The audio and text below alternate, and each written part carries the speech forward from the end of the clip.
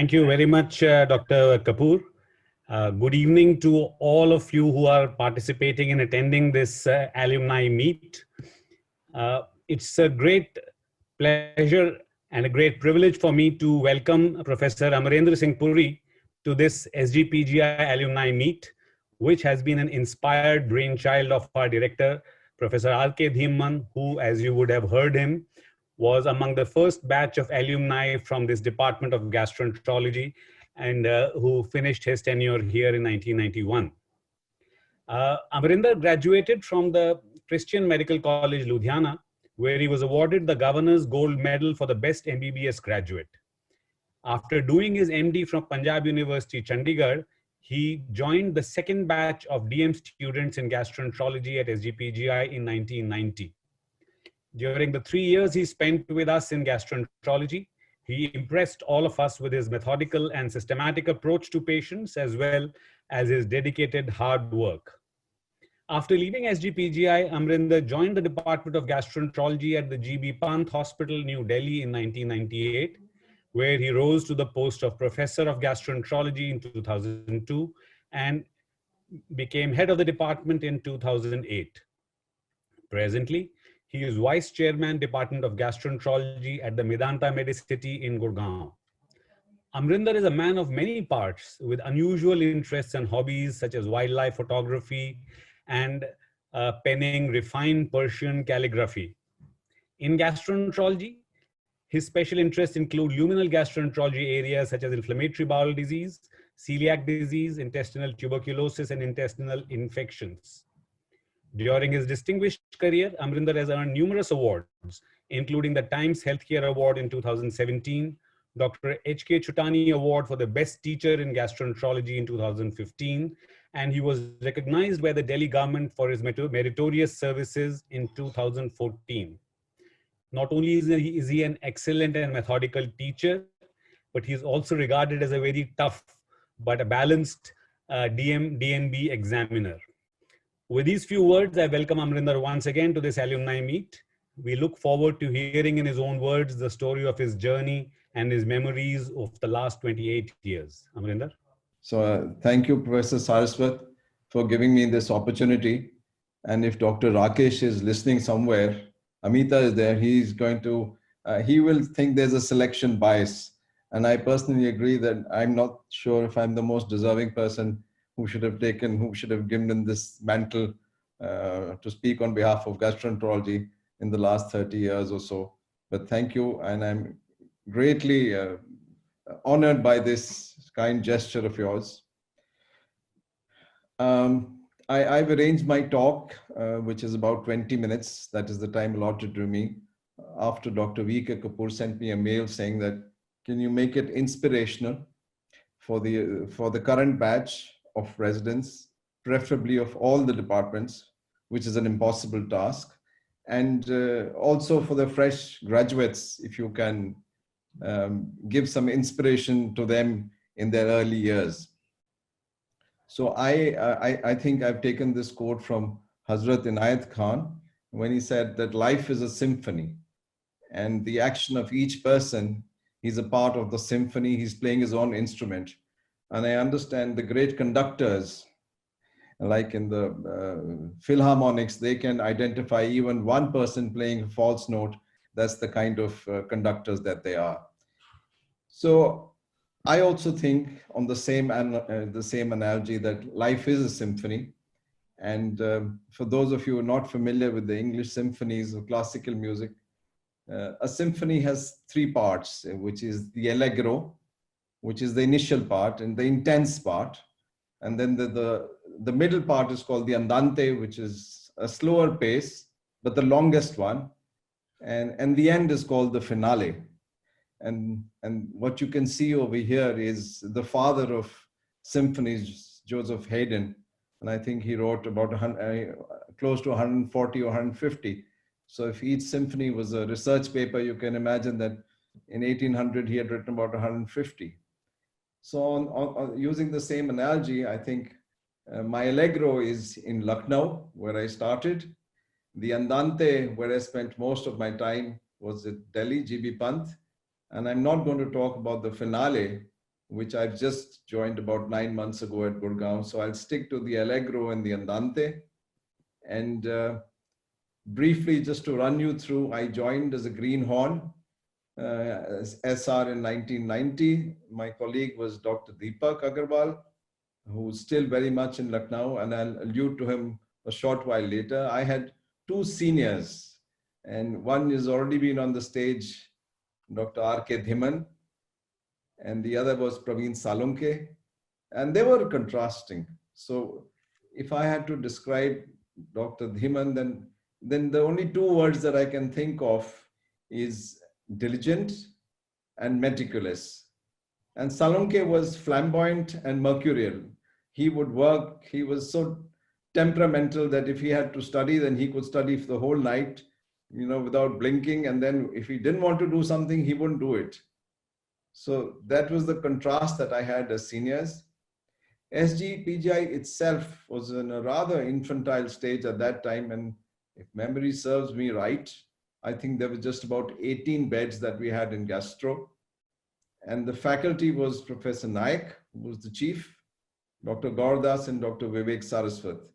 And about a year later, or maybe a little more, we were joined by Dr. Rakesh Agarwal, with whom I had a long association, and Dr. Yacha. It's really unfair to allot just one slide on for Professor Naik. He was totally unforgettable person in my life. And I can't say anything more than he was an astute clinician. He was a motivator. And I saw that when the Kanpur epidemic took place.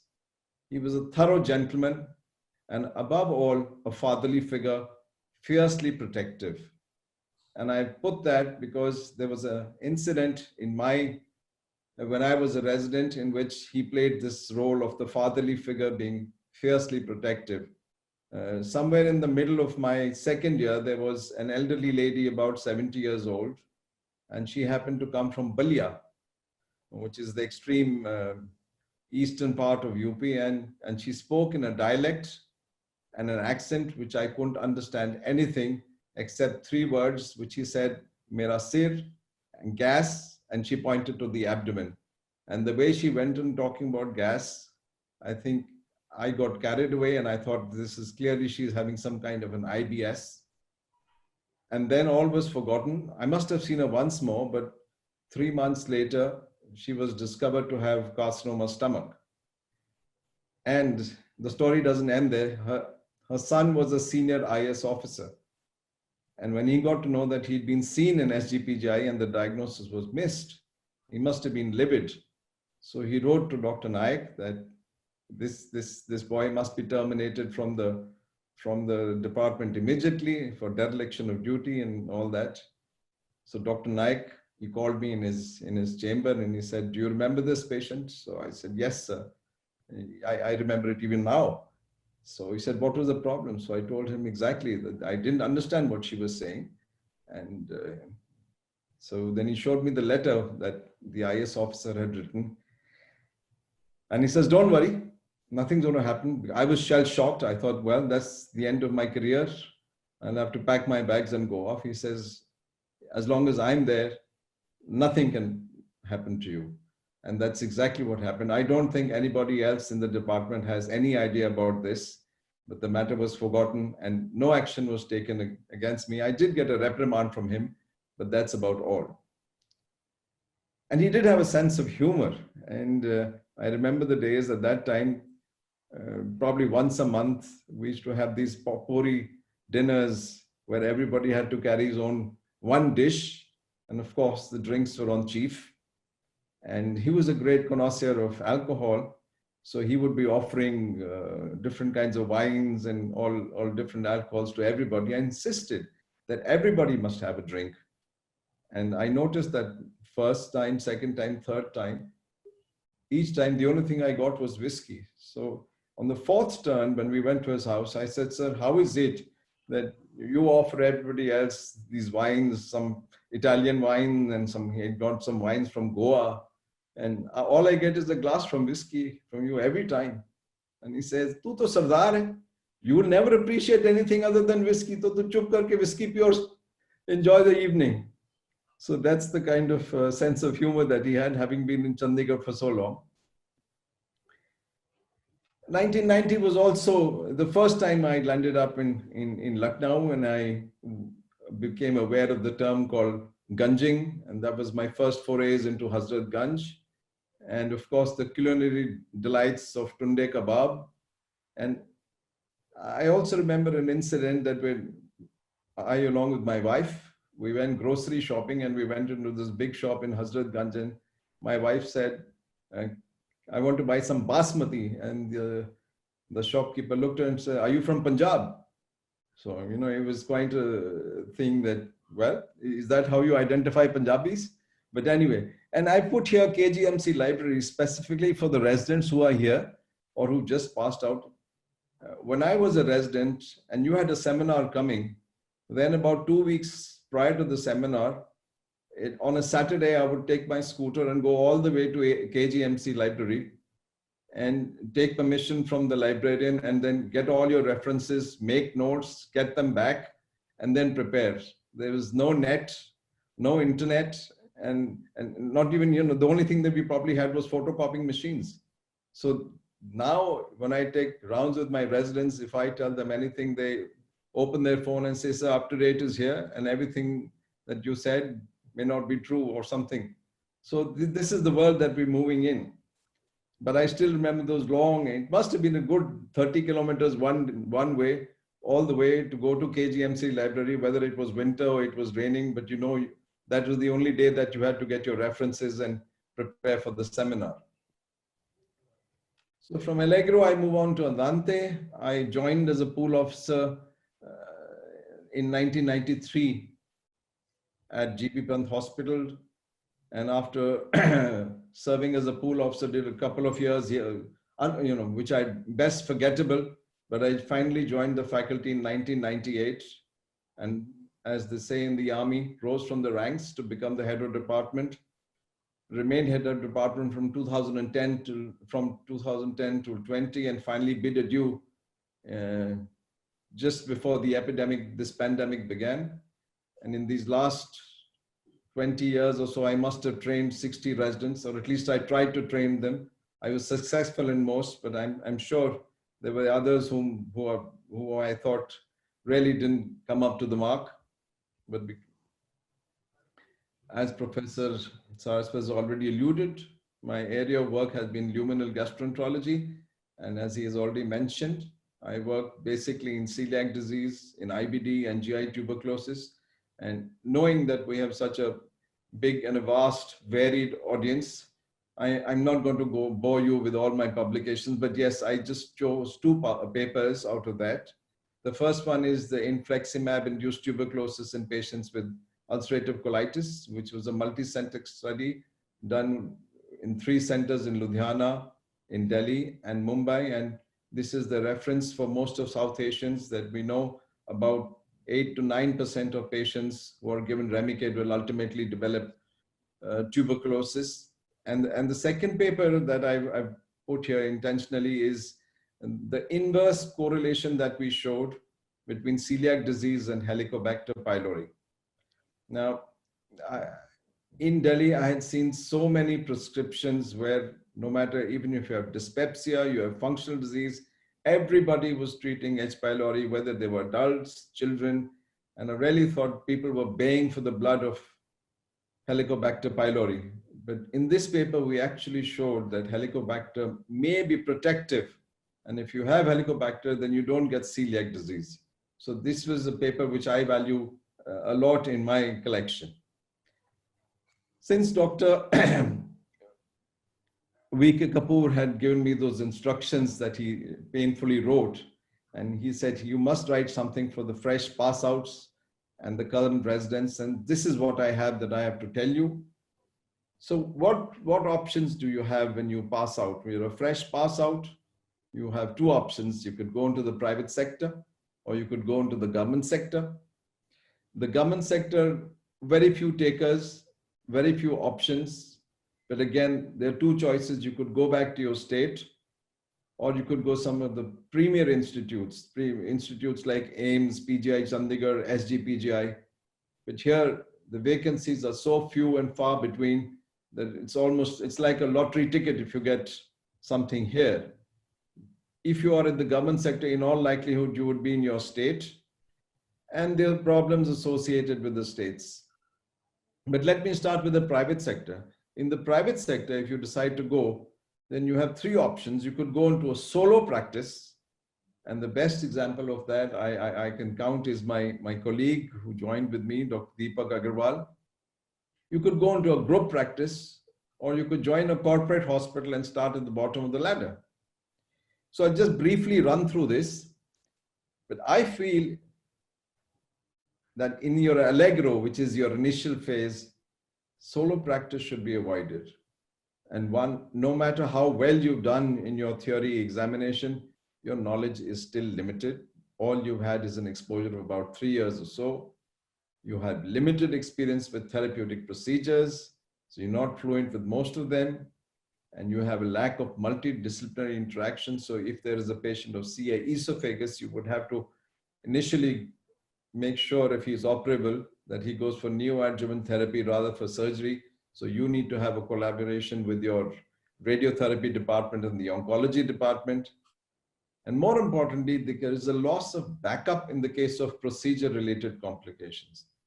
And this is something that I noticed, that so many times at Panths, the residents would send their cases. I would get frantic phone calls from them. Sir, we've had a complication and the relatives are creating a nuisance, or they're very anxious that this complication has occurred. So I said, what did you do? He says, well, I tried to do a needle knife papillotomy and ended up with a retroperitoneal or an interperitoneal perforation.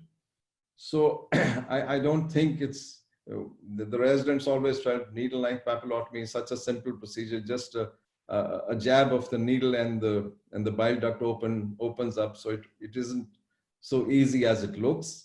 And then when the relatives comes, they always have this grudge against the patient, against the doctor who's caused the complication, and they're not going to go back to you. So these are some of the reasons why you should avoid solo practice. And even if you go into solo practice, make sure that you don't start off with technical procedures which are slightly demanding. I think you should work your way up. And what are the expectations that the resident has who's just a pass out, not a resident, a fresh pass out? Of course, he has the expectations of a lucrative income or a salary. And that's really not so much these days, because there's saturation in the metros. There are limited offers in most of the tier 1 cities, and you will have to join up with somebody. And you expect that wherever you join, there's a complete variety of scopes and equipment. And usually in the smaller centers, all you're going to get is 2 scopes, maybe 3 scopes. And you're wondering, where is your EUS and pH-metry, and enteroscopes are not there. So that is a part of your expectations when you join a department, but it's usually not there.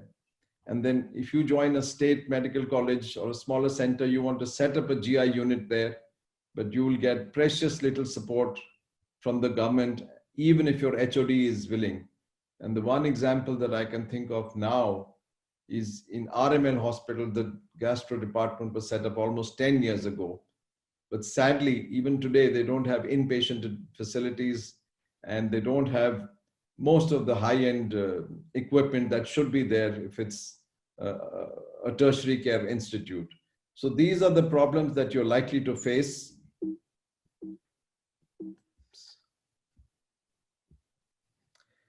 So I would think that all fresh pass outs should pace their career. In the phase 1, you should try and be at a high volume center, and that could be anywhere between 2 to 3 years. And then go on to your consolidation phase and identify your niche area, if you have a niche area. And the third one is at the end of the long phase 2 or the consolidation phase, when you become an expert. And I am an expert in IBD. And for those not aware, An expert is a person who has made all the mistakes that can be made in a very narrow field. So every time when there was a difficult case and I thought this is a Crohn's disease, it turned out to be tuberculosis and vice versa. So that is what defines an expert. Coming to high volume centers, this is data from GB Pant. So we on an average were having about 2,000 plus admissions. This was in 2014, about 400 more. So 2,500 admissions. So with that kind of exposure, you've practically seen the entire gamut of GI disease. If you're going to a solo practice or a very secluded practice, then most of the things that there would be some things that you missed out. So that's why gaining experience in a high volume center in the beginning of your career is very important. And we have seen that in the evolution of GE in gastroenterology. First, as children, if we had a stomachache, we were taken to the general practitioner and he would give us something. The general practitioner also was the person whom you went if you had a earache or if you cut your knees, then you get sutured up. He did everything. And then later on, you started going to the physician. Then even subsequently, then the area of specialization, you started going to super specialists. And even in super specialization, there are selected areas. People do only one niche area. So that's the question, when to identify your niche area. And I think there are 4 options. So one is there are gastroenterologists who want to do everything. I call them all-rounders, and they're content in being all-rounders and they've never identified their niche area. So fair enough, if that's your outlook, follow it. But there are many people who identify their niche area when they're still in residency. And in fact, I remember there was a friend of mine, my colleague, in the 3rd year of the MBBS, he decided that he wanted to be an endocrinologist, and he identified that he must be in Mass General Hospital in US. So this is a 3rd year MBBS student who's already set his goal. So not everybody is so fixed, and we move along. So we would move along whether you want to do endoscopy or you want to do hepatology or luminal gastroenterology. In your posting in 3 years, in your rotation, you would be exposed to each, and then you finally decide. So if you haven't decided during your residency, then it's best in the first 2-3 years of your passing out, you decide. And if you don't do that, then you'll have a midlife crisis. When I was a Panth, we had somebody join us. So I asked him, what is the area that interested him? And he said, he was totally dedicated to hepatology.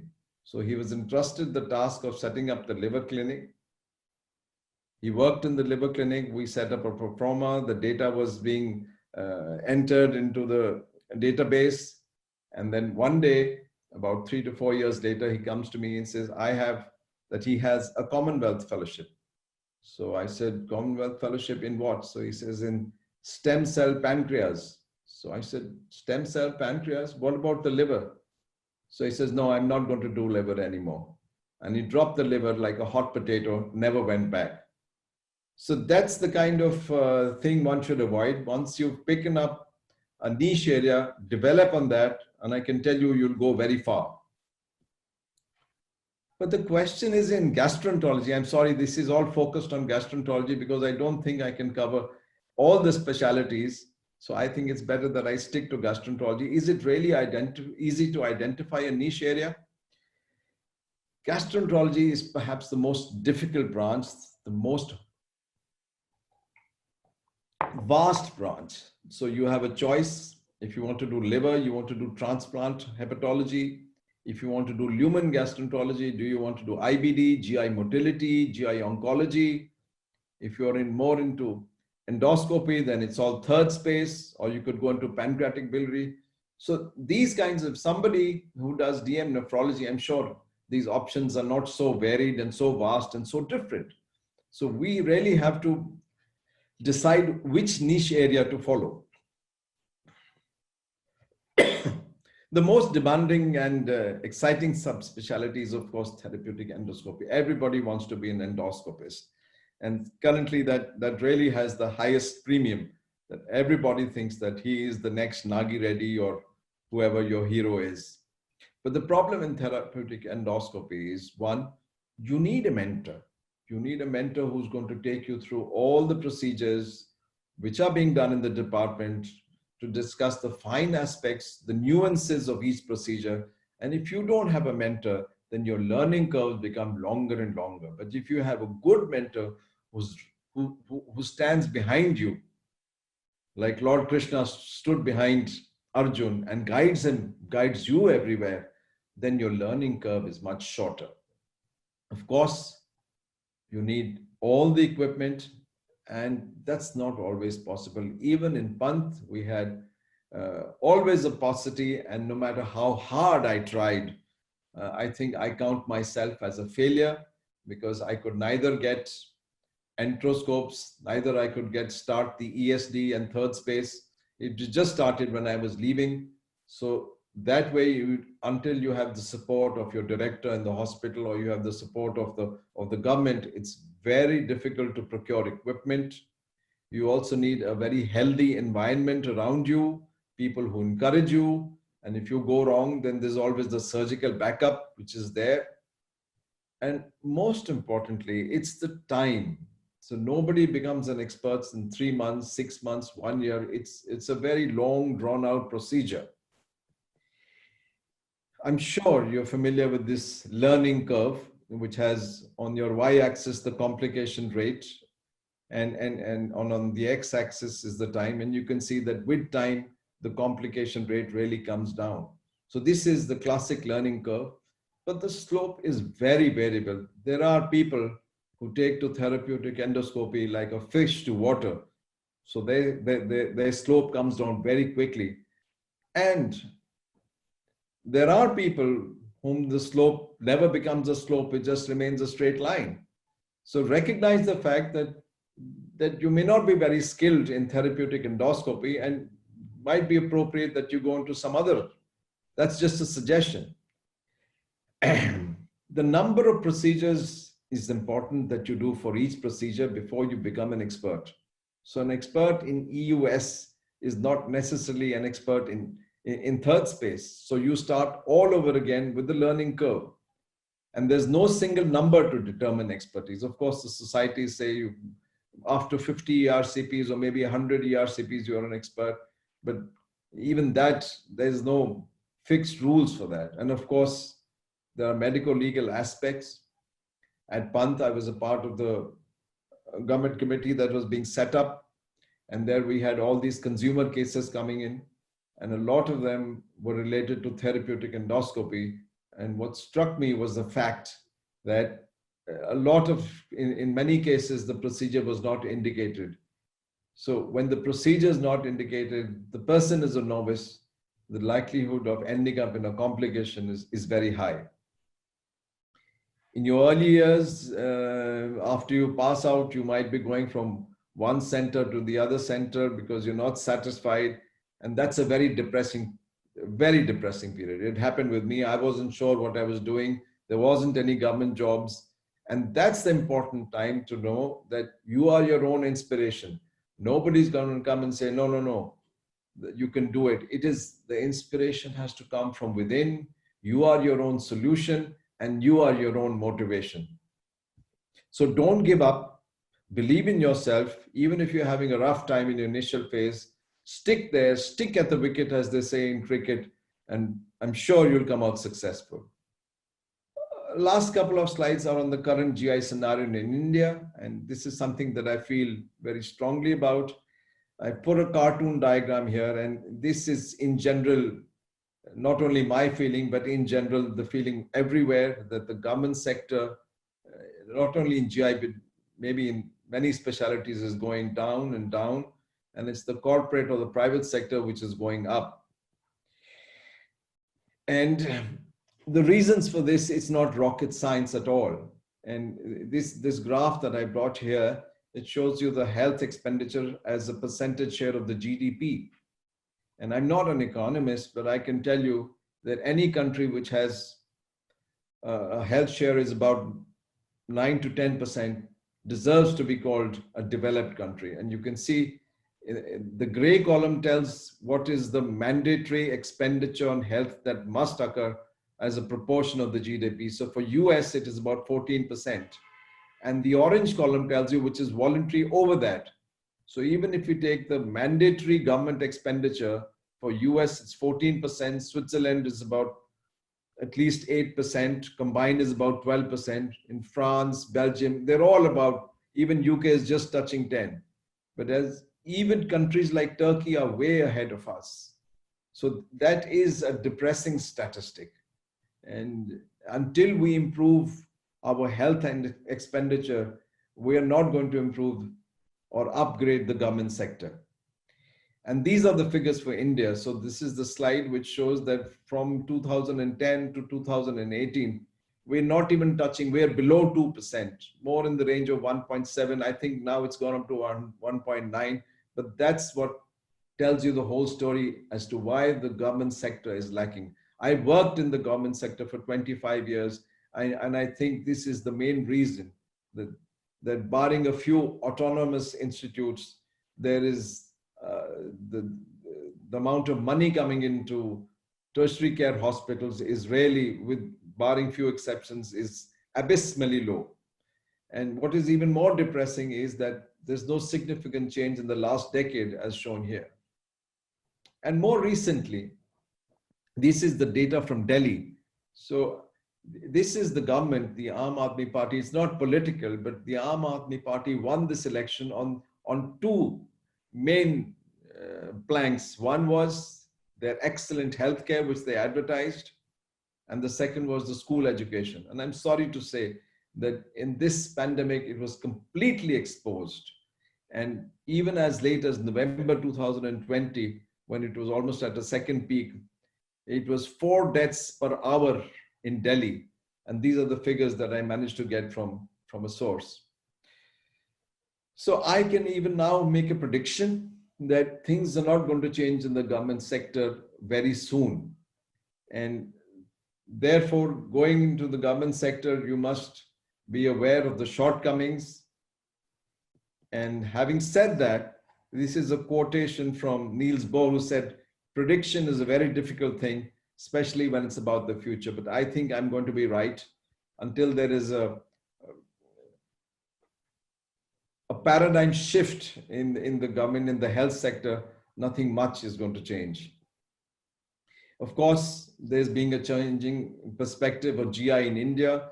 In 1990, when I joined SGPGI, the top 3 centers for gastroenterology were AIIMS, PGI Chandigarh, and GB Pant Hospital.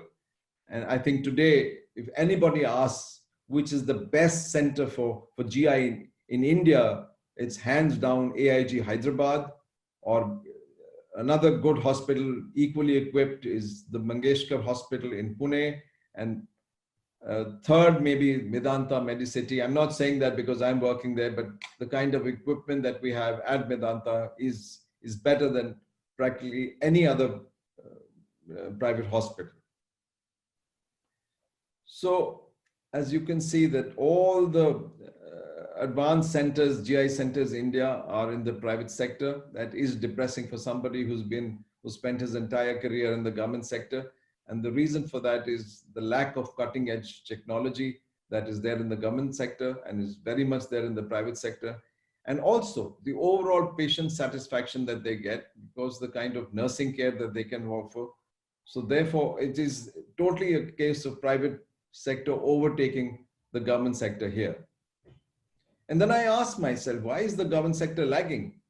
And why is the private sector doing well? So if I was to give the example of AIG Hyderabad, they have a large dedicated faculty, nearly 10 people there. And they have this concept of niche areas. So Rupa Banerjee will do only IPD. Rupa Jyoti will do only pancreas. Laktakya will do, who's also from SGPGI, will do only third space. So each person has identified himself with a niche area and taking it to new heights. Of course, they have the cutting edge technology. They have active participation with the industry. Any new scope that comes, any new device that comes, the industry wants to test it there. And of course, they have an excellent work environment. And I want to put this last thing as no interference or obstruction by the government. I can tell you that when I was the HOD at GB Panth, we needed ERCP scopes to be renewed. So I had gone to the secretary and he wouldn't pass it. And then when I met him personally, he said, "Aapko kyun chahiye? Aap operation karaiye stones ke liye? Why do you want ERCP scopes and what is all this?" So imagine that you have a health secretary who has no concept, who's not willing to listen. And it took a lot of convincing from my director at that time, who praised him that this is now not how it's done anymore. And if you have bile duct stones, they can, in half an hour, you can be out with an ERCP. So that's the kind of roadblocks that you're going to see in your career. So does it mean that this is the end of the road for government hospitals? Certainly no, because high volume centers, these are all high volume centers. You can hone in your surgical skills, endoscopic skills by the sheer numbers. You see the entire spectrum of disease, and that's where you hone in your clinical skills. You learn to make your own decisions. And if you're working at the bottom rung in a corporate hospital, you just do as what boss says. And of course, there is optimum utilization of available resources. I had to work in the narrow constraint. This is what I can order from the hospital, and this is what the patient has to be sent to the private sector. So it wasn't you order a battery of tests and it doesn't matter because there is a third party insurance, so somebody else is paying for it. And of course, there were opportunities for improvisation. I tried my level best to get cholangioscopy at GB Panth, failed. And then what we started doing was, in cases of very widely dilated bile ducts and choledochal cysts, do a large EPT and use a smaller scope and just go in directly with the front viewing scope. So that was improvisation and many other episodes like that. So lastly, what is the making of a good doctor in the era of millennials? I think clinical medicine is still an art. It's not only a science. And I cannot overemphasize the importance of good history taking and a good physical examination. And to give you one anecdote, just before I left the last batch, we had a 40-year-old man who had anemia and a diarrhea. And because I was working in luminal gastroenterology, so my residents always think it's celiac disease. And of course, the celiac workup was negative. So they decided to do a colonoscopy. And I was doing the colonoscopy, and as per habit, I did the PR first, and I found a growth there. So I called the resident. So I said, "Did you do a PR?" He said, "No." So I said, "Why didn't you do a PR?" He said, he was the topper from KGMC in MBBS and MD. And he said, "Sir, in KGMC, if you're doing medicine, you don't have to do PR. It's only for the surgeons." So this is the abysmal state that we've landed ourselves into. The third point that I want to make is, when you're stuck with a problem, reach out to others, your colleagues, your seniors. I'm sure they will help you out and give you a solution which you hadn't thought of. Keeping abreast with medical literature is no longer a problem with the net. Google Devta is there. Everything is available with a click of a button. And of course, compassionate patient care. And the last message is, the patients don't care how much you know. I went through this. The patients don't care how much you know until they know how much you care for them. I think that's the bottom line. And my last slide is actually for Dr. Saraswat, because he knows I have an interest in bird photography. So this is the white-collared kingfisher in Andaman. It comes from the genus Halicon. And Halicon means a period of tranquility, peace, and joy, usually in the past. And here, undoubtedly, I can say that my Halicon period was 1990 to 1993 when I was at SGPGI. Thank you very much for giving me this opportunity. And I also take this opportunity to extend my greetings to the surgical colleagues, Professor Kaushik, Professor Vinay Kapoor, Rajan Saxena, and my co-residents at that time. I can't name all of them, but thank you very much.